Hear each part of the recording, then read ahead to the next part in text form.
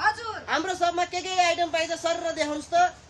R1 इलेक्ट्रोनिकमा all item पाउन सक्नुहुन्छ।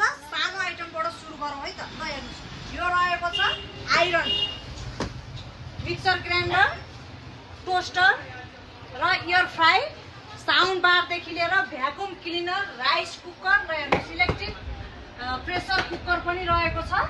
हजुरहरूले एयर फ्राई पनि पाउन सक्नुहुन्छ, माइक्रोवेभ ओभन पनि पाउन सक्नुहुन्छ, भ्याकुम क्लिनर। यो गर्मी मौसममा ल हेर्नुस्, फ्यानको पनि अल ब्रान्डको आइसकेको छ फ्यान।